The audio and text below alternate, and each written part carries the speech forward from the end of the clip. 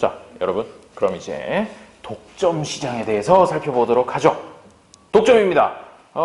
왠지 독점이라는 용어만 들어도 굉장히 기분이 좋아지죠. 돈을 많이 벌 수 있을 것만 같은 그런 느낌이에요. 그런데 이게 말이죠. 독점이라고 하는 거, 독점이라고 해서 노다지다, 무조건 내가 왕이다, 이런 건 아니에요. 그거를 갖다가 지금부터 이제 독점에 대해서 한번 살펴보도록 하죠. 자, 일단 교재 192페이지를 펴보시면 되겠습니다. 자, 먼저 배경부터 보도록 하죠. 일반적으로 사람들은 독점에 대해 매우 좋지 않은 감정을 갖고 있다. 왜요? 저는 좋은데.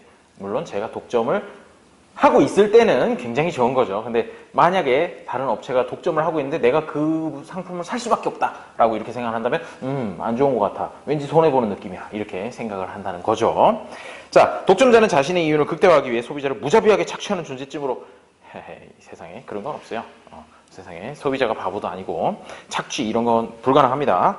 자, 물론 독점 시장이 다른 시장 형태에 비해 상대적으로 더 많은 문제점을 갖는 것은 사실이지만 조금 더 이제 상식을 넘어서서 조금 더 자세하게 한번 알아보자는 얘기가 되겠죠. 자, 일단 독점이 왜 생기냐? 생기는 원인부터 이제 살펴보도록 합시다. 자, 거기 이제 불완전 경쟁, 완전 경쟁이 아니면 불완전 경쟁이죠? 이게 일어나는 이유에 대해서 거기 얘기를 하고 있습니다. 첫 번째로 뭐가 나와 있어요? 규모의 경제. 규모의 경제는 지난 시간에도 얘기를 했었습니다만 이게 의미하는 바가 뭡니까? 생산량을 늘리면 늘릴수록 더욱더 생산 단가가 떨어지는 그런 산업들이 있단 말이죠. 생산 규모가 커질수록 더 싸게 만들 수 있는 엄청나게 큰 장치 산업, 뭐 조선소, 그다음에 통신, 뭐 이런 주로 이제 인프라와 관련된 부분들이 많은데 전력 이런 것들이 다 규모의 경제를 갖는 산업들이란 말이에요. 그렇게 되면 자기 하나의 플레이어라고 하나의 판매자라고 할지라도 최소의 비용이 들어가는 점이 분명히 있을 텐데 그 점이라고 하는 게 사실은 시장 전체의 수요를 커버하고도 남을 만큼 그 정도는 되어야지 최고로 효율적으로 생산할 수 있는 그런 산업이 있다는 거죠. 그런 경우에는 자연적으로 생산량을 늘리면 늘릴수록 가격을 점점 싸게 책정을 할 수 있기 때문에 자연적으로 독점 한 개 업체가 생산하는 것이 가장 효율성이 높을 수 있다는 얘기가 됩니다. 그런 걸 보고 이제 자연 독점이라고 얘기를 하기도 하는데요. 자, 거기 보시죠. 그림 8-1 보시면 최소 효율 규모와 경쟁 체제라고 그래서 왼쪽 같은 경우에는 AC1, 즉 1번이라는 기업이 직면하는 에버리지 코스트예요. 에버리지 코스트가 내려갔다가 올라가는 부분이 시장 수요에 비해서 굉장히 작은 쪽에서 나타나죠. 그러니까 이 업체는 사실 Q1까지만 생산하는 게 제일 이 입장에서 제일 효율적인 거예요. 제일 효율적이니까 이런 업체들이 몇 개는 더 있어야 시장 수요 곡선을 만족을 시킬 수가 있다라는 얘기가 되고요. 그런데 오른쪽 그림을 보게 되면 이제 AC2라고 얘기하는 녀석 보면은 Q2라고 하는 지점이 제일 비용이 낮아요. 그리고 시장 수요 곡선이랑 만나는 점 뭐 이런 걸 살펴보더라도 얘가 어떻게 됩니까? 요 정도 되는 업체가 하나가 더 있으면 오히려 비효율이 발생한다는 얘기예요. 오히려 비효율이 발생하고 얘 혼자서 생산을 해도 시장 수요를 다 커버를 할 수 있는 그런 상황이 된다는 거죠. 그래서 오른쪽과 같은 경우에는 경쟁 체제가 성립되기가 어려워요. 2개, 3개 이렇게 늘어나게 되면 오히려 시장 수요 곡선을 넘어가게 되는 그런 점에서 이제 효율적인 점이 나타나기 때문에 어려워진다는 얘기가 되는 거죠. 자, 그래서 이걸 갖다 이제 최소 효율 규모라고 얘기를 하는데 평균 비용 곡선의 최저점이 나타나는 생산 수준, 그게 시장의 크기에 비해 최소 효율 규모가 아주 작은 경우에 경쟁 체제가 되고 시장 규모하고 거의 비슷해지는 정도가 되면 자연적으로 독점이 발생하는 게 오히려 더 효율적일 수 있다라는 얘기가 되는 거죠. 그런 걸 보고 자연 독점이라고 한다. 철도, 전기, 우편 서비스, 통신 이런 것들이 다 자연 독점 산업에 해당합니다. 이렇게 알아두시면 되고요. 두 번째, 정부의 규제. 대표적으로 뭐가 있을까요? 정부가 규제해가지고 이렇게 파는 거. 그렇죠. 옛날에는 뭐 소금도 그렇게 전매 많이 했다고 하는데 옛날에 한나라가 소금이랑 철의 전매를 해가지고 어쩌고저쩌고 막 이런 얘기 하잖아요. 그런 것처럼 전매제도 이런 것들이 사실은 정부의 정책에 의한 독점이라고 이렇게 볼 수가 있겠죠. 현재 지금 남아있는 건 사실 담배 같은 것들. KT&G가 담배를 독점적으로 생산할 권리를 부여받은 것이 그 좋은 예다. 라고 이렇게 정부가 부여한 특허권이나 전매권은 진입장벽의 역할을 해서 새로운 플레이어가 아무리 하고 싶어도 법에 걸리기 때문에 못한다. 그래서 이거는 인위적인 독점이 되는 것이죠. 그런 것도 있고요. 다음에 세 번째로 경쟁 전략이라고 되어 있는데 이건 또 뭔 소리냐? 경쟁 전략이 어떻길래 독점이 생기느냐? 내용을 보게 되면 보죠. 공격적인 한 페이지 넘겨보시면 공격적인 광고, 차별화된 상품, 부당연매 행위, 유휴시설 이런 얘기가 있는데 사실 앞에 거 두 가지는 뭐 요거 하나만 가지고 독점이 생긴다 이렇게 얘기하면 좀 약해요. 생각해보세요. 공격적인 광고 많이 한다고 독점이 될까요? 그러면 뭐 모든 기업이 다 공격적으로 열심히 광고를 하겠죠. 그런데 이건 무슨 얘기를 하느냐? 정말로 상상도 못할 만큼의 엄청난 비용을 광고비로 쏟아넣는 거예요. 그렇게 되면 무슨 일이 생기느냐?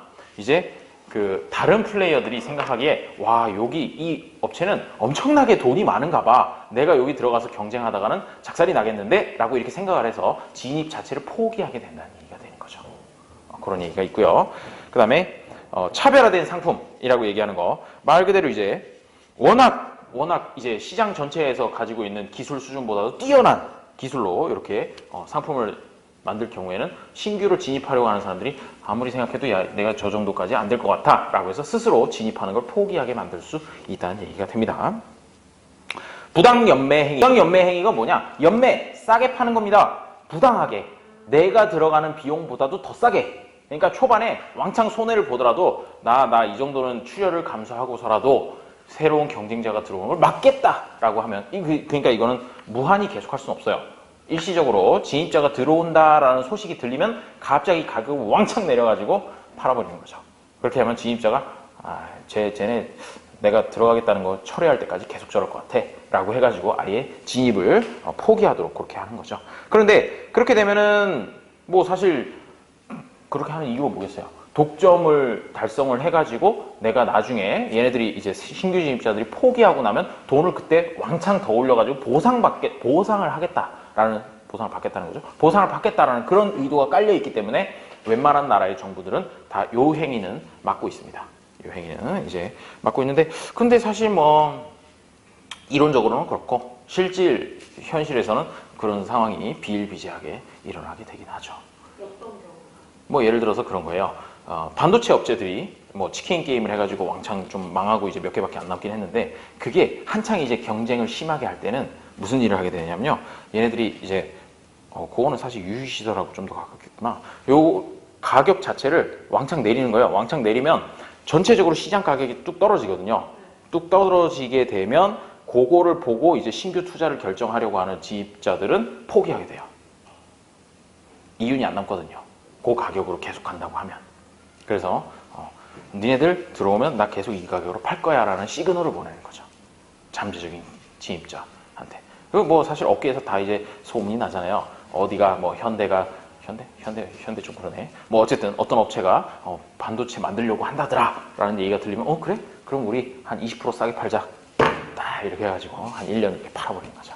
그런 것들이 됩니다. 사실 방금 얘기한 것도 이제 유휴시설이랑도 관련이 있는데요. 네 번째 유휴시설이라는 게 있어요. 유휴. 뭘까요? 놀고 있는 시설이에요. 놀고 있는 시설. 이게 뭔 소리냐? 공장을 왕창 크게 지어놓는 거예요. 아까 예를 들은 반도체가 사실은 요거에 더 적합한 얘기는 한데, 얘네가 무슨 짓을 하느냐? 반도체 같은 것들도 당연히 이제 설비가 중요하잖아요. 공장이 중요하단 말이에요. 걔네들은 이제 돈을 버는 1년, 2년 벌어가지고 그 번만큼 다 재투자를 해요. 대부분. 남는 게 사실 많이 없는 산업이긴 한데. 그래서 어떻게 만드느냐? 내가 지금 뭐 시장에서 파는 거는 한 100만 개 정도 이렇게 거래가 된다고 하더라도 유휴시설을 갖다가 200만 개까지 확 만들어 놓은 거예요. 200만 개 만들 만큼.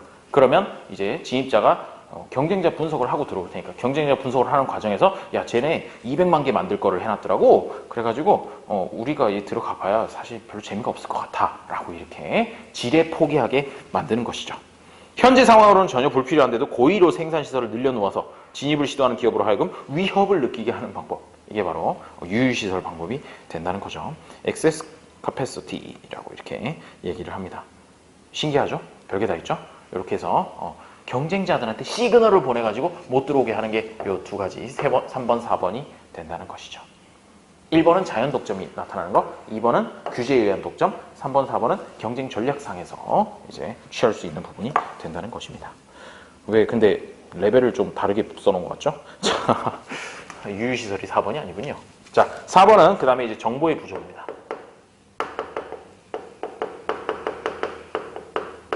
정보의 부족. 자, 이건 무슨 얘기냐? 기존의 기업이 상품 생산과 관련된 기술을 독점적으로 보유하는 경우에는 자연적으로 진입장벽이 구축되는 결과가 생기는데, 새로 진입한 기업이 좋은 질의 상품을 싼 값에 팔 의사가 있다고 하더라도 소비자가 모를 수 있잖아요. 그렇죠? 광고를 안 하면 모르겠죠. 광고를 해도 잘 모를 수도 있고, 이처럼 소비자한테 정보가 제대로 전달되지 못하는 사실, 못한다는 그런 위험성이 있다는 것, 이것도 진입을 생각하고 있는 기업에게는 진입 장벽으로 작용할 수 있다라는 얘기가 되겠죠. 이건 현실에서 그런 일이 있을 수 있다라는 얘기가 됩니다. 자, 뭐 너무 싸게 팔아도 안 된다, 뭐 이런 얘기가 있는데, 오른쪽에 보면은 뭐 재밌는 얘기죠. 요게 사실은 싸게 파는 거, 그 보통 이제 미국에서 우리나라하고 이제 무역 관련된 마찰이 생기게 되면 덤핑이라는 말을 많이 들어보신 적이 있을 거예요. 덤핑이라는 게 뭘까요? 덤핑이라는 거 싸게 파는 거예요. 그러면 아니 미국 입장에서 한국산 가전제품들이 덤핑을 한다, 엄청나게 싸게 판다, 그럼 소비자들 입장에서는 좋을 거 아니에요. 그렇죠? 뭐 좋은 제품을 싼 가격에 살 수 있으니까. 그런데 얘네들이 뭐를 걱정을 하는 거냐?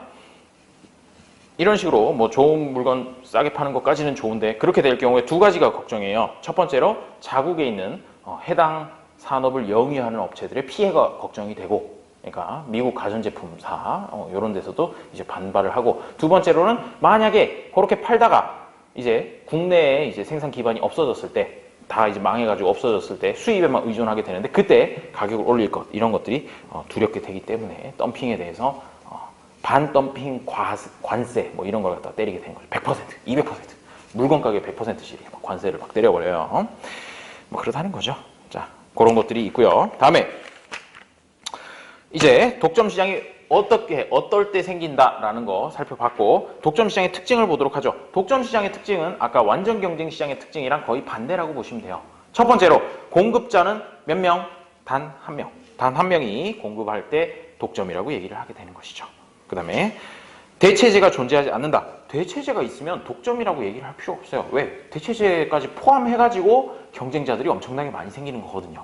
그러니까 뭐 앞에서 살펴봤던 뭐 통신, 철도, 전기 이런 것들은 대체제라고 할 만한 게 없죠. 뭐 철도는 조금 있을 수 있겠네요. 하지만 전기 이런 것들은 대체제가 없다라고 봐도 무방합니다. 그런 경우에 독점이 특징이 되겠죠. 세 번째, 완전한 진입 장벽. 진입 장벽이 완전해서 플레이어가 2명, 3명 이렇게 늘어나지 않는다라는 게 바로 독점 시장의 특징이 되겠습니다.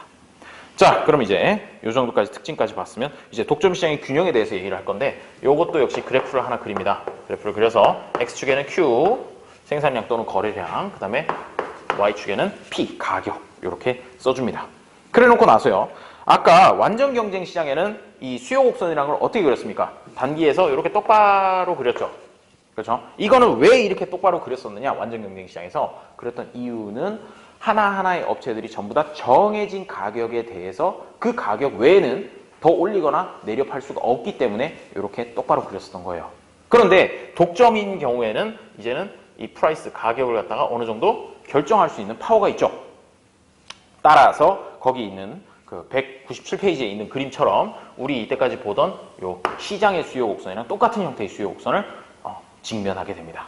이 업체는. 자, 이게 수요 곡선이에요. 수요 곡선이고, 그 다음에 그 밑에 선이 하나 더 있어요. 한계 수익 곡선이라 해서 이거보다 좀 더 가파르죠. 좀 더 가파른 녀석이라 그래서 한계 수익 곡선. 한글로 그렇게 써 있지만 저는 영어로 쓰면 MR 이렇게 쓸 수가 있어요. 아하, 또 MR이 나왔어요. MR이 나왔으면 뭐가 나오겠어요? MC도 나와야겠죠. 이 업체 독점이든 뭐시기든 간에 전부 다 마지널 코스트는 당연히 있어요. 마지널 코스트가 있고, 그거를 갖다가 이제 부담 갖지 말고 후딱 한번 그려보도록 하죠.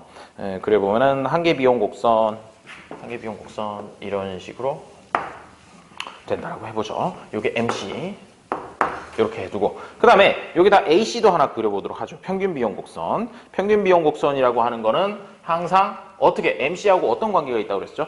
요것도 좀 강조하기도 했었던 것 같은데, MR이랑 AC가 만나는 점에서 AC는 최소다라고 이렇게 얘기를 했었던 것 같아요. 기억나시나요?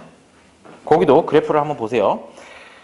MC라는 곡선이, 한계 비용 곡선이랑 평균 비용 곡선이 만나는 점이라고 하면 B하고 C 있는 거에서 조금 더 오른쪽에 있죠. 그 점이 평균 비용 곡선 입장에서는 일단 제일 낮은 부분입니다. 그래서 이걸 갖다 그릴 때 이렇게 여기서부터 쭉 이렇게 올라가는 식으로 AC 이렇게 그려주면 되겠죠. 자, 뭐 같은 색깔로 다 그려가지고 조금 보기 힘드신가요? 그러면 이제 MC라는 녀석을 빨간색으로 좀 위에 터치하고, 그리고 MR이라는 녀석을 파란색으로 좀 터치를 하면, 자, 그러면 이 독점 기업 입장에서는 어디까지 생산하면 딱 좋으냐? MR이랑 MC가 같아지는 지점까지 했을 때 이윤이 극대화돼요. 자, 그 이윤이 얼마인지 한번 보도록 하죠. MR이랑 MC가 만나는 점, 요 점이네요. 그쵸?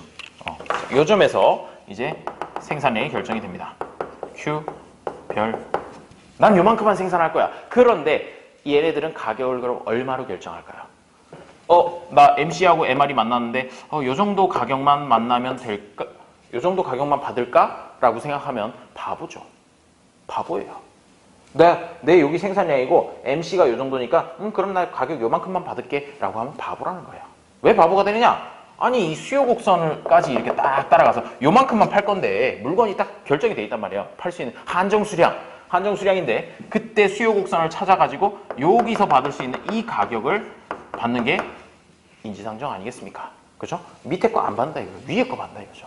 그렇게 되면 무슨 일이 생기느냐? 자, 보세요. 일단 실제로 얘가 수입으로 받게 되는, 이 업체가 수입으로 받게 되는 거는 여기 파란 사각형 부분에 있는 이따만큼이에요. 이따만큼이 되고, 그 다음에 이 독점 기업이 실제로 지불하게 이 물건을 만들기 위해서 쓴 돈이라고 하는 거는 그때의 에버리지 코스트가 만나는 점, 요 금액에다가 곱하기 Q 스타를 한, 여기 뭐 P는 필요 없구나. 자, 요 점은 잘 보세요. AC 평균 비용 곡선이랑 그 다음에 뭐가 만나는 점? 평균 비용 곡선이랑 생산량이 만나는 고점. 고점에서 요 밑에 부분 빨간색으로 빗금친 부분, 요만큼이 사실은 실제로 들어간 비용이라는 거예요. 그러니까 결국 파란색에서 빨간색을 빼고 남은 부분, 요만큼 넓이라고 하는 게 뭐가 되느냐? 이윤이라고 이렇게 남게 된다는 거죠. 이윤이 이따만큼 남게 돼요. 자, 그런데 완전 경쟁 시장에서 단기에서는 이윤이라는 게 존재할 수 있다라고 얘기를 했었잖아요. 그런데 장기에서는 어땠죠? 장기에서는 이윤이 없어졌죠. 진입자들 때문에. 근데 독점 시장에서는 여기 생긴 이윤이라고 하는 게 영원히 지속될 수 있다라는 얘기가 되는 거예요. 영원히 지속될 수 있다. 왜? 신규 진입자가 없으니까. 그래서 독점 기업이라고 하는 것은 정상 이윤에다가 추가적으로 경제적 이윤이라고 하는 것도 이만큼을 계속 영유할 수 있다. 그래서 독점이 돈을 많이 번다라고 이렇게 생각을 하게 되는 것이죠.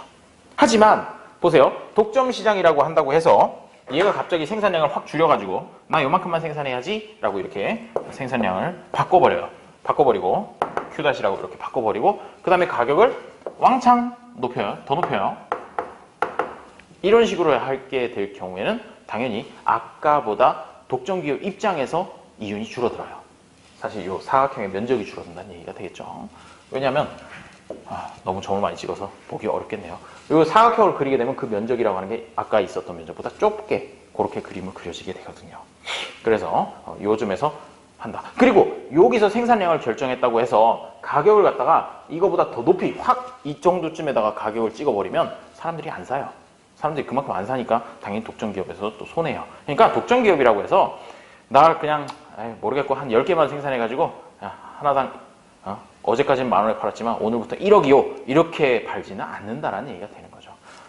무소불위의 힘을 갖고 있거나 그렇지는 않습니다. 이 수요 곡선이라는 게 어떻게 보면 제약 조건이 된다는 거죠.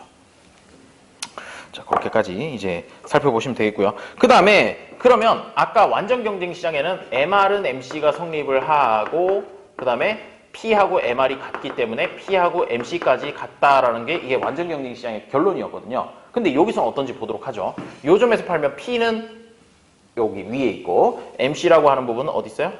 여기 밑에 있죠. 그러니까 P라고 하는 게 MC보다 크다. 이게 성립해요. 독점 시장에서. 완전 경쟁 시장에서는 서로 같은 점에서 생산이 이루어지고 거래가 일어나는데 반해서 독점 시장에서는 P가 MC보다 큰 쪽에서 균형점을 달성하게 된다는 것이죠. 그래서 요것 때문에 비효율이 발생을 하게 되는 겁니다. 왜? 사람들이 나 이거 마지널 코스트보다 마지널 베네핏이라고 하는 게 좀 더 크단 말이에요. 하나라도 더 생산을 해줬으면 소비자 입장에서 좋겠다라는 얘기가 되는 거죠. 하지만 그렇게 될 경우에 이 독점 기업 입장에서는 오히려 경제적 이윤이 줄어드는 결과가 생기기 때문에 그렇게 생산을 안 한다라는 얘기가 되는 거예요. 그래서 완전 경쟁에 비해서 이 독점이라고 하는 녀석이 사회 전체적인 후생을 고려할 때는 안 좋다라고 얘기하는 게 그래서 그러는 거죠. 자, 그 정도까지 이해를 해주시면 될 것 같아요. 재밌죠?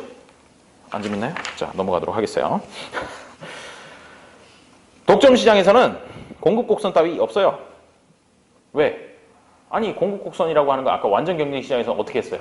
개별적인 공급자들의 그 가격에서 얼마를 생산할 것인가를 갖다 가로합을 해가지고 만들었는데 지금 공급하는 사람 나 하나밖에 없거든요. 나 하나밖에 없으니까 공급 곡선이라는 것 자체가 없고 그냥 나의 MC, 나의 AC 요거 두 개만 딱 있으면 끝나는 거예요. 공급 쪽에서는 공급 곡선이라고 할 만한 게 없습니다.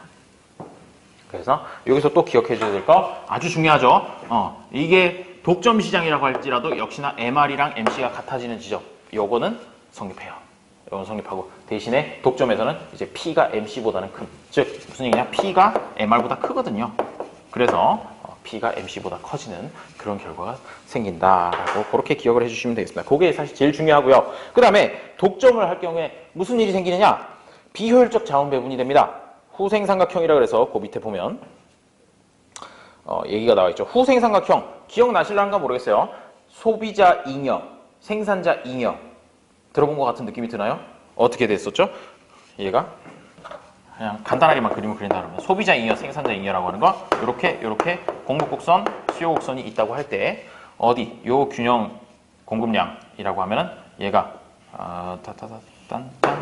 짠 해가지고 요 위에 부분 요만큼이 소비자의 잉여, 그 다음에 아랫부분이 생산자의 잉여 뭐 이런 식으로 얘기를 했었잖아요. 요거 두 개 합해서 이제 전체적인 사회적 잉여라고 이렇게 얘기를 한다고 했는데 요걸 또 후생삼각형이라고도 하거든요.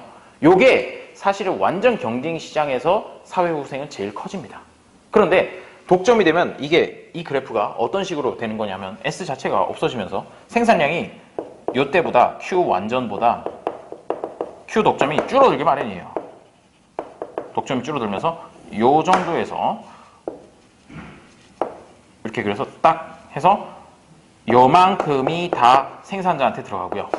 그 다음에 소비자잉여는 요만큼으로 줄어들게 되는 거죠. 하지만 그 두 개를 합친 것은 결국 요만큼의 손실이 생길 수밖에 없다. 삼각형 모양으로 줄어들 수밖에 없다라는 그런 얘기가 되는 겁니다.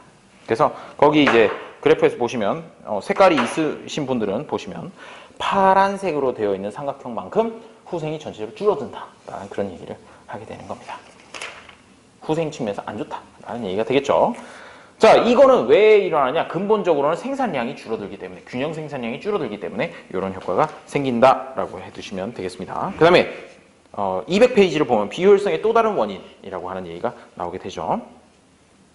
자, 뭐 요거는 그냥 읽어보시면 될 것 같긴 해요. 뭐 그렇게 중요한 건 아니지만 독점 체제라고 하는 거니까 경쟁자가 없잖아요. 경쟁자가 없으면 그냥 하던 대로 계속 생산해도 계속 돈을 많이 벌 수 있다라는 이런 얘기가 된다는 거죠.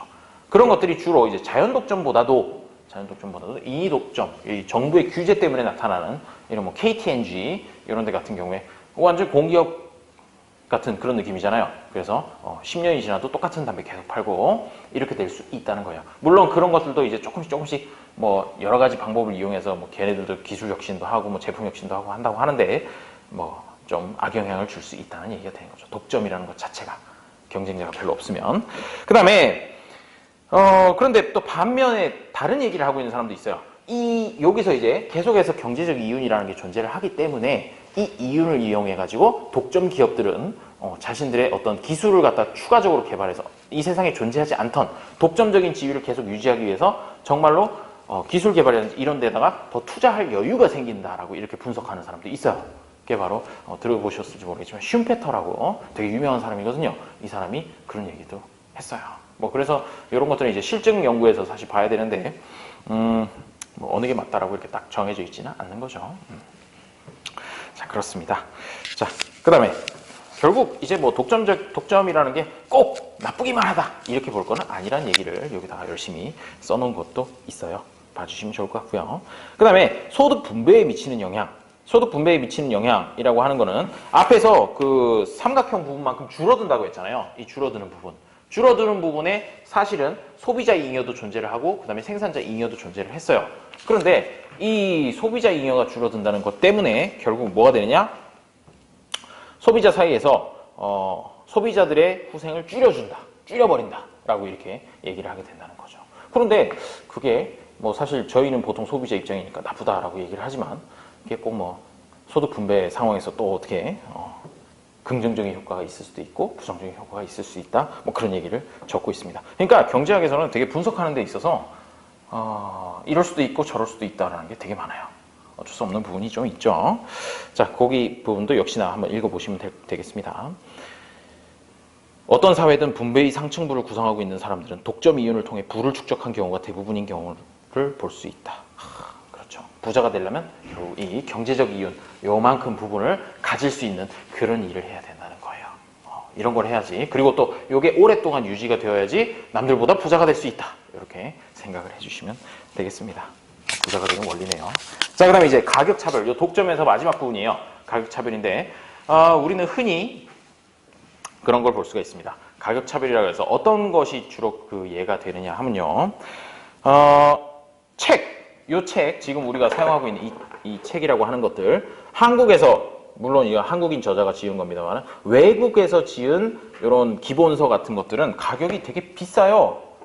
한 4, 5만 원 하죠. 그런데 더 놀라운 것은 미국에서 이제 직구를 하게 되면 직구를 하게 되면 훨씬 더 비싸요. 20만 원, 30만 원, 막 이렇게 되는 거죠. 아니 뭐야 이거 책값이 왜 이래? 라고 하는데 심지어 그걸 갖다가 판권을 사와가지고 한국에서 출판을 하면 4, 5만 원인데 미국에서 파는 가격은 20만 원, 30만 원 이런 식으로 되는 경우도 허다하다는 얘기죠. 왜 그럴까요? 미국 종이가 비싸서? 아니에요. 미국 종이가 비싸서는 아니고 이런 걸 보고 똑같은 상품이지만 가격 차별이 있다라고 이렇게 얘기를 합니다. 즉 뭐냐 하면 지리적으로나 뭔가 이렇게 격리되어 있는 두 개의 소비자 집단이 있다고 했을 때 뭐 꼭 지리적 아니라도 어떤 지불 능력이라든지 이런 거에서 차이가 나는 두 개의 집단이 있다고 했을 때 이 두 집단은 서로 이 똑같은 물건임에도 불구하고 내고자 하는 그 금액이 다를 수 있어요. 그렇겠죠? 조금 더 뭐 부자라든가 그리고 조금 더 가난한 사람이라든가 이렇게 생각하면 똑같은 상품에 대해서 부자들은 더 많이 돈을 낼 여유가 있고 그 다음에 똑같은 물건이라도 돈을 더 조금밖에 못 낸다라고 이렇게 생각을 하며 독점 기업 입장에서는 어떻게 하게 되느냐? 돈을 더 많이 낼 의향이 있는 사람한테는 더 많이 받고 돈을 조금 내고 조금밖에 못 내겠다라고 하는 사람은 그럼에도 불구하고 그렇게 파는 게 그 독점 기업 입장에서 이득이 된다라고 한다면 그렇게 가격을 낮춰서 팔 수 있게 된다는 거죠. 그게 바로 가격 차별입니다. Price discrimination이라고 얘기해서 이런 식으로 가격 차별이 일어나게 됩니다. 아까 그 책 얘는 왜 그러냐? 지리적으로 일단 격리가 돼 있잖아요. 미국이랑 한국이랑. 그러니까 미국 독자들은 그 20만 원보다 더 싸게 살 수 있는 방법이 없는 거예요. 즉 한국에서 라이센스로 이렇게 출판되는 걸 갖다가 다시 들여다가 파는 게 어려울 경우에 그게 가능하다는 얘기가 되는 거죠. 진짜로 똑같이 영어로 되어 있고 아무것도 다른 게 없는데 미국에서 20만 원 그리고 한국에서 4만 원 이러면 오히려 미국에 있는 학생들은 한국에서 책을 사가는 게 싸다는 거예요. 근데 그게 어려우니까 그렇게 가격 차별을 하는 게 가능하다라는 얘기가 된다는 거죠. 자, 이런 게 왜 일어나는지 203페이지를 보시면 만화가 하나 나와 있어요. 근데 이 만화 정말 좋은 것 같아요. 자, 보니까 애가 엄마 구두 닦아줄까? 그러면서 500원 주세요. 그랬더니 오케이 라고 얘기를 했는데 아빠 것도 닦아주라 그랬더니 그래 아빠는 1,000원. 얘가 가격 차별을 알아요. 엄마는 비싸면 구두 닦지 마 됐어 라고 하겠지만 아빠는 1,000원 그래 닦어 뭐 2,000원 그랬더니 닦어 이렇게 얘기할 걸 알기 때문에 사람 보고 가격을 다르게 부른다는 얘기가 되겠죠. 일단 가격 차별을 이해할 수 있는 그런 부분이 되겠습니다. 그런데 이 가격 차별이라는 게 그러면 갑자기 또 독점 기업이 뭔가 악의 축 같은 그런 느낌이 들긴 하지만 아니에요. 소비자 입장에서도 사실은 더 좋을 수 있습니다. 왜냐하면 말이죠. 가격 차별로 해가지고 더 싸게 파는 쪽 있죠. 그러니까 뭐 아까 얘기했던 이 소득이 적은 사람들한테 조금 더 할인을 해가지고 판다라고 하면 이런 가격 차별이 없다면 이 저소득층 아예 못 샀어요. 아예 못 샀는데 오히려 조금이라도 가격을 낮춰가지고 살 수 있게 해준다는 측면에서 오히려 잉여가 늘어날 수 있습니다. 요쪽 계층에서. 돈을 잘 못 버는 계층에서는 잉여가 증가할 수도 있다. 가격차별이 꼭 나쁜 것만은 아니라는 얘기죠. 그런데 이 가격차별이라고 하는 게 방금은 두 가지로만 이렇게 두 개의 부류로만 얘기를 했는데 그게 아니라 모든 사람들한테 전부 다 개개인별로 다 가격차별을 하는 케이스도 있습니다. 그렇게 됐을 경우에 당연히 독점 기업은 최고의 잉여를 얻을 수 있게 되는데 말이죠. 그죠? 왜? 모든 사람한테 자기가 낼 수 있는 최대한까지 끌어내가지고 돈을 받게 되는 그런 사례가 되는 거거든요. 그게 대표적으로 뭐가 있느냐? 흥정이에요.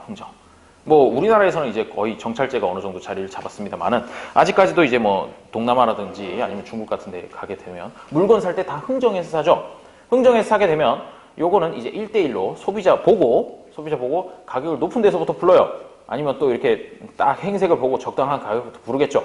그래서 그냥 오케이 하면 좋아 띵호아 그러면서 이제 팔면 되는 거고, 싸게 팔고 싶다라고 하면 진짜 자기가 미치기 전까지는 가격을 조금씩 할인을 해주더라도 계속해서 일단 최대한의 이득을 얻을 수 있게 된다는 거죠. 파는 사람 입장에서. 그게 바로 이제 가격 차별의 또 다른 예가 돼요. 자, 그렇습니다.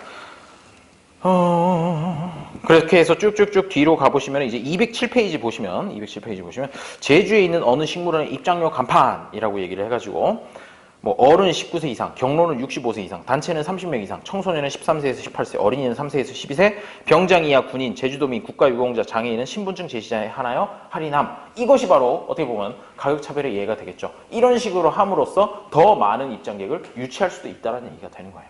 할인 안 해줬으면 안 왔을 사람들까지도 끌어들일 수 있다는 얘기가 되는 거죠. 이윤국 대화를 위한 당연한 조치가 됩니다. 자, 그리고 밑에 가격차별은 나쁜 것일까? 라고 해서 조금 전에 얘기했던 그런 얘기를 하게 됩니다. 피차 이득이 될 수도 있다라는 얘기. 그리고 아까 문제가 뭐였어요? 여기서 이제 삼각형만큼 후생이 줄어든다고 했죠. 이 줄어드는 원인이, 가장 근본적인 원인이 뭐라고 했죠? 생산량이 원래 이제 완전 경쟁 시장보다 줄어들기 때문에 이렇게 비효율이 발생한다. 사회후생 손실이 발생한다. 라고 얘기를 했었거든요.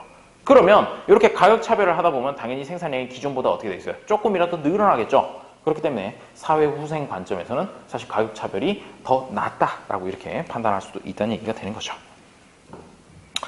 자, 그럼 독점에 대한 정부의 정책이라고 해서 이 부분은 뭐 사실 그렇게 막 중요한 부분은 아니에요. 그냥 한 번씩 이렇게 보고 가시면 되죠.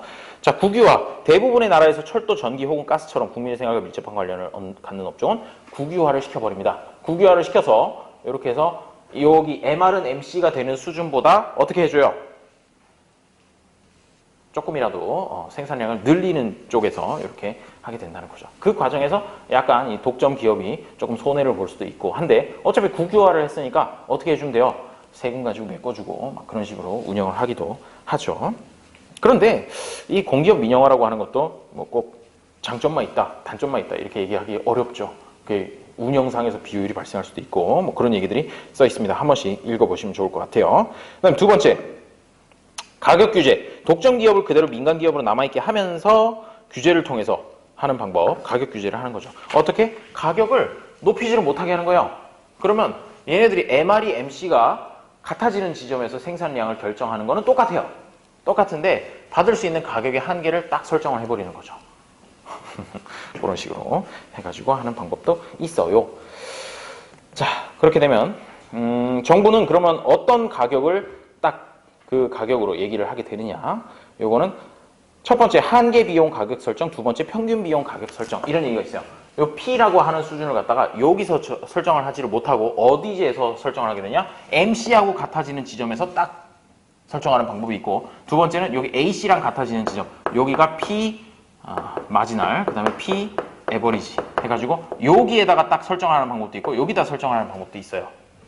그런데 여기다 설정하면 무슨 일이 일어날까요? 요 독점 기업 입장에서는 항상 무조건 손해가 나요. 왜? 지금까지 들어갔던 비용이 빨간색 사각형, 즉 AC랑 같아지는 지점까지 비용이 들어갔다라고 했잖아요. 그런데 받을 수 있는 가격이라고 하는 건 그거보다 더 낮은 수준이기 때문에 이럴 경우에는 손실이 나게 됩니다. 한계 비용 가격 설정 210페이지 한계 비용 가격 설정 단어 찾으셨어요? 자, 두 번째, 가격 규제의 여러 방식 중 가장 대표적인 것은 한계 비용 가격 설정이다. 한계 비용이랑 만나는 곳에서 가격을 딱 결정을 해서 이거 이상 받지 마라고 얘기를 한다는 거죠.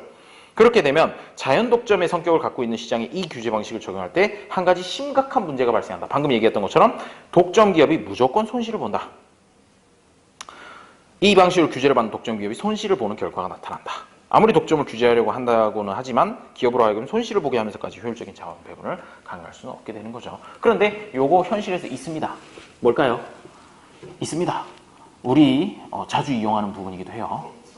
아, 그렇죠. 지하철, 버스, 이런 대중교통 쪽에 가격을 굉장히 낮게 책정을 해놨잖아요. 그거 이제 뭐 사실 이게 MC라고 하는 게 계산한다고 해서 딱 이렇게 공식처럼 나오는 건 아니지만 그런 정도로 낮게 설정을 해놓고, 그러니까 이제 맨날 하는 얘기가 뭐예요? 지하철이랑 버스 회사 죽겠다, 우리 맨날 손해난다, 그거 좀 정부에서 메꿔줘라, 뭐 이렇게 얘기하는 게 이런 일 때문에 생기게 되는 것이죠. 자, 그 다음에 이와 같은 결과를 피하기 위해서는 다른 방식을 통해 규제를 실시를 하는데, 그 한계가 평균 비용 가격 설정, 조금 더 높은 부분이에요. 조금 더 높게 설정을 해주는 거죠.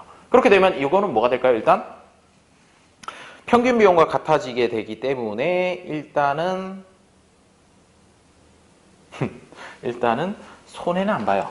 손해는 안 보는데, 이게 무슨 일이 생기냐면요, 에버리지 코스트를 다 보장을 해준다는 얘기가 되는 거죠. 그리고 현실에서는 자, 에버리지 코스트 얼마야? 라고 해가지고 계산할 수가 없어요. 실질적으로 이게 도대체 얼마인지 정확하게 계산하는 게 굉장히 어려운 일이죠. 굉장히 어렵기 때문에 자의적으로 이렇게 가격이 설정되는 그런 일이 생길 수 있게 된다는 겁니다. 게다가 이 무조건 들어가는 비용을 다 만족을 시켜준다, 여기에 누누이 얘기하지만 AC라고 하는 거에 기회비용도 다 들어가 있는 거예요. 기회비용 다 들어가 있는 거기 때문에 그런 기회비용 같은 거는 얼마로 반영할 것인가, 얘네들 입장에서는 그럼 이제 더 이상 싸게 뭐 어떻게 좀 효율적으로 MC를 갖다 좀 낮춰가지고 이렇게 생산을 할 유인이 없어진다는 얘기가 돼요. 그래서 기술 발전을 저해하고 뭐 이런 문제들이 또 생기게 됩니다. 그러니까 결론은 가격 규제는 일단 노답이라는 얘기죠. 노답이에요. 예. 두 가지 방법이 다 단점이 있다는 얘기입니다. 꼭 두 가지 말고 다른 방식으로도 할 수 있지만 어쨌든 가격 규제라고 하는 것은 별로 좋지는 않아요. 네. 문제가 항상 생깁니다. 다음에 경쟁 촉진 정책. 사실 이게 제일 좋기는 해요. 그러니까 독점이 문제가 되는 거는 경쟁이 없어서, 생산량이 줄어서, 너무 적어서 문제가 되는 거니까, 그러면 아예 경쟁 업체를 정책적으로 키우면 되는 거 아니냐라고 얘기를 하는데, 요거 같은 경우에는 아까 얘기했듯이 이제 자연 독점 산업 같은 경우에는 그런 것들이 오히려 비효율을 불러일으킬 수가 있습니다. 하나만 있는 게 제일 효율적인데 그렇다고 억지로 이렇게 어중이 떠중이를 갖다 경쟁자로 만들어 놓으면 오히려 사실 효율이 떨어질 수도 있다는 거죠. 그런데 그런 거 했어요. 뭐 했었냐? 원래 이제 통신 같은 경우에는 KT, 예전에는 이제 코리아텔레콤이었나? 뭐 여튼 그렇게 하나가 하다가 이제 경쟁자를 갖다가 일부러 만든 거죠. 그래서 뭐 하나의 업체, 아니 둘이 합쳐 70%인가? 하나의 업체 50%인가? 뭐 그걸 못 넘기게 이렇게 규제까지 만들어 가면서 경쟁자를 만들어주는 그런 경우도 있었습니다. 여튼 이렇게 하는 것들은 다 어쨌든 독점의 문제를 갖다가 좀 해결을 해보고자 하는 그런 노력이었던 것이죠. 자, 그 다음에 여기까지가 독점입니다. 자, 그럼 독점에서 기억을 해야 되는 거, 독점이 왜 생기는지 그걸 갖다가 제일 처음에 얘기를 했었습니다. 여기 규모의 경제, 정부의 규제, 경쟁 전략, 정부의 부족, 이런 것들 때문에 독점이 생긴다. 그리고 독점에서 가장 큰 특징은 뭐냐? 이 가격을 책정을 할 수 있기 때문에 직면하는 수요 곡선이 완전 경쟁 시장이랑 다르게 생겼다. 그리고 역시나 이번에도 MR이랑 MC가 같아지는 지점에서 선택을 하는 건 여전히 유지가 된다. 여전히 유지가 되는데, 다만 그때 설정하는 가격이 MC나 AC보다 훨씬 높은, 일반적으로 훨씬 높은 이 수요 곡선이랑 만나는 점에서 가격을 설정하게 된다. 따라서 독점 기업은 언제나 영원히 지속되는 경제적 이윤을 얻을 수 있다라는 것이 독점에서의 결론이라는 거죠. 그리고 그렇게 되기 때문에 완전 경쟁 시장에 비해서 생산량이 줄어들게 된다. 줄어들게 되기 때문에 사회 후생 수준도 같이 줄어든다. 그래서 문제가 있다. 그런데 그런 거를 갖다가 이제 독점 기업이 머리를 써가지고 조금이라도 더 자기들의 잉여를 늘리기 위해서 가격 차별이라는 걸 쓰기도 한다. 근데 그 가격 차별이라고 하는 것들이 어떻게 수요하는 곳에서 낼 수 있는 가장 최대의 그런 금액을 받고 물건을 팔게 되는 그런 개념이라는 거죠. 그랬을 때 꼭 그게 나쁜 것만은 아니다라는 것까지 이렇게 받으시면 되겠어요. 그 다음에 뭐 정부가 이 독점을 갖다가 규제하기 위해서 어떤 방법을 쓰는데 완벽한 방법은 없다라는 얘기가 되겠죠. 자, 여기까지가 독점입니다. 여기까지가 독점이고, 이제 2개 남았어요. 2개 남았는데 나머지 2개에 대해서는 사실은 지금까지보다 논의가 훨씬 쉽습니다. 심지어 독점 경쟁 시장은 합해서 3분이면 돼요. 그래서 계속해서 조금 더 해보겠습니다. 9장으로 넘어가죠. 독점 경쟁 시장과 과점 시장. 독점 경쟁 시장. 이름부터 독점이랑 경쟁이랑 두 가지가 다 들어가네요. 아까 어떤 시장이라고 그랬죠? 경쟁 시장처럼 판매자는 굉장히 많고, 다만 물건들이 동질성이 없이 구분이 된다라고 이렇게 얘기를 했어요. 그래서 똑같은 이번엔 과자라고 해볼까요? 똑같은 과자라고 할지라도 과자가 포장도 다르고 맛도 다르고 조금씩 다르죠. 과자라는 품목 안에 묶여 있기는 하지만 그런 것들을 갖다가 이제 독점 경쟁 시장이라고 얘기를 할 수 있어요. 잠깐만, 과자는 좀 그러네요. 과자는 업체들이 몇 개 안 되니까 괜찮아요. 과자로 계속 밀고 나가죠. 자, 그런 것들을 이제 독점적 경쟁 시장이라고 할 수 있는데 216페이지를 보도록 하죠. 자, 현실의 시장을 보면 지금까지 설명한 두 가지 시장 형태, 완전 경쟁 시장과 독점 시장이라는 뜻에 딱 들어맞지 않는 경우가 대부분이에요. 사실 요거에 딱 들어맞는 거를 보기가 어렵죠. 그런데 오직 하나의 공급자만 존재하는 독점 시장은 그 예를 찾아보기가 무척 어렵고, 현실에서 독점 시장의 예는 철도나 우편 서비스처럼 그것 생산자가 공기업의 형태로 운영되는 몇 개의 예외적인 시장에서만 찾아볼 수 있다. 완전 경쟁 시장에 가까워 보이는 시장이라고 하더라도 실제로는 아닌 경우가 대부분이라는 거예요. 왜? 상품의 동질성 완벽하게 보장된다는 거 쉽지 않아요. 그렇죠? 그래서 결국 이 두 가지의 중간 정도 되는 형태 또는 제3의 형태가 분명히 필요하다라고 이렇게 경제학자들은 생각을 했고, 그걸 갖다 이제 설명하기 위해서 독점 경쟁 시장이라는 얘기를 도입을 했습니다. 그래서 이 독점 경쟁 시장이라고 하는 거는 뭐냐? 일단 그 진입의 자유 보장되어 있고요. 그러니까 들어오고 나가고 이게 자유롭고, 그 다음에 공급자의 수가 많은 것까지는 완전 경쟁 시장이랑 똑같고요. 대신에 판매하는 상품의 동질성이라고 하는 조건을 좀 완화시킨 거죠. 각자 조금씩 다른 물건들을 판다라고 이렇게 얘기를 하는 겁니다. 그래서 이제 상품 차별화라는 걸 갖다가 더 힘쓰게 되는 거죠, 판매자들은. 그래서 뭐 가격으로 이렇게 경쟁할 수도 있지만 가격 외의 것들, 뭐 독특한 재료를 사용한다거나 디자인이라거나 브랜드라거나 이런 것들을 이용해가지고 조금이라도 경쟁자들이랑 차별화시키려고 하는 그런 노력을 하게 된다는 겁니다. 자, 그러면 이제 한 페이지를 넘겨볼게요. 한 페이지를 넘겨서 이제 독점 경쟁 시장의 단기 균형, 장기 균형 그림이 나옵니다. 자, 그림 9-1, 9-2 보이시죠? 그림 9-1은 단기 균형이고요. 그림 9-2는 장기 균형입니다. 자, 단기 균형부터 보도록 하죠. 어디에서 생산을 할까요? 당연히 우리 뭐 늘 되는 거 있잖아요. 생산자는 어디에서 생산한다? MR이랑 MC가 같아지는 지점에서 생산한다. 요거는 여전히 성립하는 얘기예요. 여전히 성립하는 얘기고. 자, 이번에 어때요? 직면하고 있는 수요 곡선의 그래프가 완전 경쟁 시장이랑은 조금 다르게, 완전 경쟁 시장이 이렇게 똑바로 돼 있었잖아요. 근데 지금 이제 직면하는 수요 곡선이라고 하는 것 자체가 독점이랑 비슷한 형태로 존재를 한다는 겁니다. 그래서 여기 보니까 독점 경쟁 시장의 단기 균형이라고 해가지고 생산량이라든가 받는 가격이라든가 이런 게 마치 독점에서 봤던 그래프랑 똑같이 생겼어요. 그래서 단기적으로는 사실은 이제 독점 기업이랑 똑같은 생산량 결정 방식, 똑같은 가격 결정 방식을 택합니다. 그렇게 해서 거기 이제 뭐 P hat SRE라고 하는 직사각형 모양의 부분이 생기는데 그만큼 경제적 이윤도 얻게 되는 거죠. 단기에선 그렇습니다. 그런데 진입장벽이 불완전하고 거의 없다시피 하다 보니 뭐가 되느냐? 단기에서는 이렇게 경제적 이윤이 생길 수 있지만 장기로 가게 되면 새로운 진입자가 생긴다는 거예요. 새로운 진입자가 생겨가지고 결국 장기적인 관점에서는 그림 9-2에서 보면 어디에서 결정이 되고 있다? MR이랑 장기 한계 비용 곡선이 만나는 점에서 생산이 되기는 하나, 다만 장기 평균 비용 곡선이랑 그 점이 만나서 경제적 이유는 0인 상태라는 걸 알 수가 있게 되겠죠. 왼쪽 그림에 있는 뭐 저런 사각형 같은 그런 영역이 없어진다는 얘기예요. 장기에 가서는. 그렇게 되니까 단기에서는 독점이랑 비슷한데 장기에서는 형태가 완전 경쟁 시장이랑 비슷하구나라는 것까지 이제 알아보시면 될 것 같아요. 사실 이 독점 경쟁 시장에서는 그것만 보시면 됩니다. 단기에서는 마치 독점처럼 생산량, 가격을 결정한다. 장기에서는 완전 경쟁 시장처럼 결정이 된다. 그렇게 두 가지 구분해가지고 기억을 해두시면 되겠습니다. 그리고 이 자원 배분의 특징상에서 이 독점 경쟁 시장에서는 일단 비가격 경쟁이 일어날 가능성이 매우 커요. 가격 경쟁해봐야 좋을 일이 없거든요. 그러니까 모두 다 모든 상품이 동질적이라면 가격이 일단 최우선의 경쟁 수단이 되겠지만 이미 어느 정도 차별화가 이루어져 있기 때문에 가격을 싸게 하는 것보다는 차라리 내 제품이 어떻게 좀 독특하다 이런 걸 갖다가 위주로 해가지고 경쟁하는 게 더 낫다는 얘기가 되는 거죠. 그래서 광고부터 시작해서 뭐 이것저것 많은 일들이 일어나게 됩니다. 그런데 요거 상품이 다양해지기 때문에, 그럼 다양해진다는 얘기잖아요. 다양해지기 때문에 사실 소비자의 후생 같은 걸 생각을 해보면 이 세상에 비누가 하나만 있는 것보다는 비누가 수십 가지 있는 게 낫죠. 라면도 한 가지 맛만 있는 것보다는 수십 가지, 수백 가지 있는 게 더 낫다는 얘기예요. 그래서 요게 뭐 사실 어떻게 그 상식적으로 생각해 보면 당연히 좋은 일인데 뭐 꼭 좋기만 하다는 건 또 아니다는 얘기, 뭐 이런 얘기를 하고 있어요. 늘 결론이 그렇습니다. 좋은 면도 있고 나쁜 면도 있다. 자, 요 정도까지 하면 독점 경쟁 시장이 끝나요.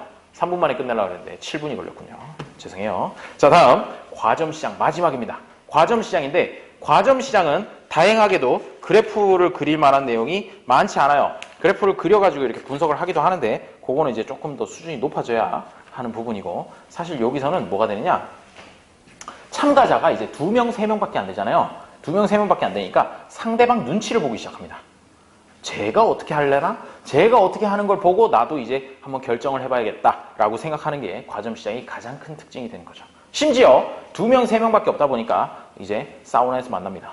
사우나에서 옆에 경쟁사 상무하고 만나가지고 이제 술도 한잔하고 사우나에 앉아가지고 요새 우리 회사에 힘든데 우리 다 같이 한 10%만 올릴까? 그래, 니네도 힘들지? 야, 우리도 힘들어. 10% 올리자. 이런 식으로 담합 같은 것들도 일어나기가 매우 좋다는 거죠. 완전 경쟁 시장에서 담합 안 돼요. 판매자가 몇 명인 줄 알고 그거 다 같이 해가지고 담합을 하겠어요. 그런데 과점 시장이라면 그런 것도 가능하다는 얘기가 되는 거죠. 그래서 뭐 그런 얘기를 좀 볼게요. 자, 과점 시장이란 뭐냐? 현실에서 가장 자주 관찰할 수 있는 시장 형태가 바로 이 과점 시장이 되는데, 자동차, 가전제품, 석유제품, 약품, 금융서비스 등 주요 상품들이 거의 모두 이 과점 시장, 즉 주요 플레이어들이 뭐 한 10개 이내 정도로 되는 그런 시장이 된다는 거죠. 대부분 이름 알만한 회사 제품들을 쓰잖아요.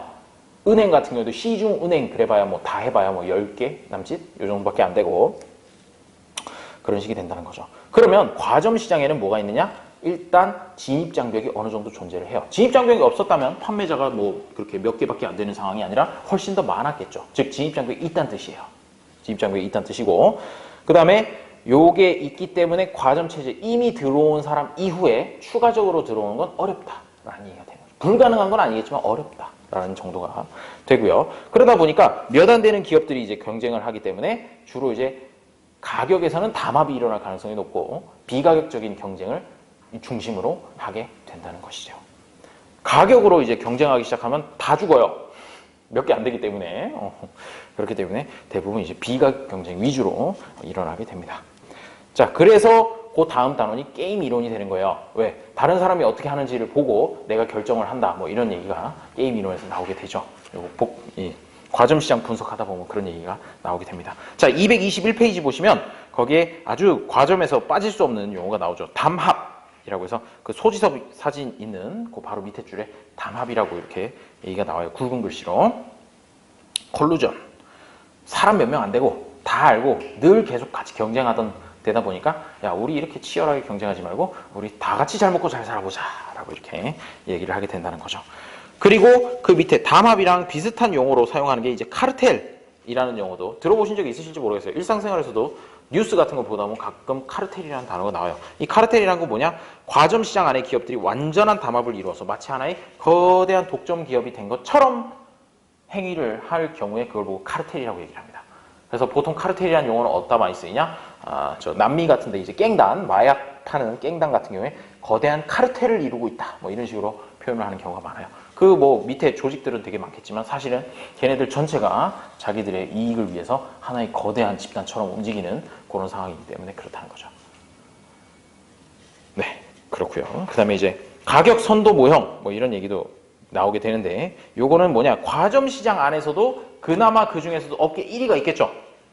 뭐 예를 들어서 라멘이라 그러면 농심 뭐 이런 식으로 해가지고 업계 1위가 있단 말이에요. 업계 1위가 가격 선도, 내가 다른 애들보다 먼저 이렇게 가격을 올리겠다라는 신호를 시장에다 보내면 다른 애들이 같이 이렇게 딱 따라 올리고 뭐 이런 식으로 되는 경우도 생긴다는 거죠. 자, 그렇게 해가지고 이제 과점 얘기를 하게 되는데, 그런데 요거 말고 이제 독자적 행동의 모형이라고 얘기하는 부분, 여기 이제 과점에서 좀 나옵니다. 223페이지 이하에 나오게 되는데, 여기는 사람 이름이 들어가는 모형들이 몇 가지가 나와요.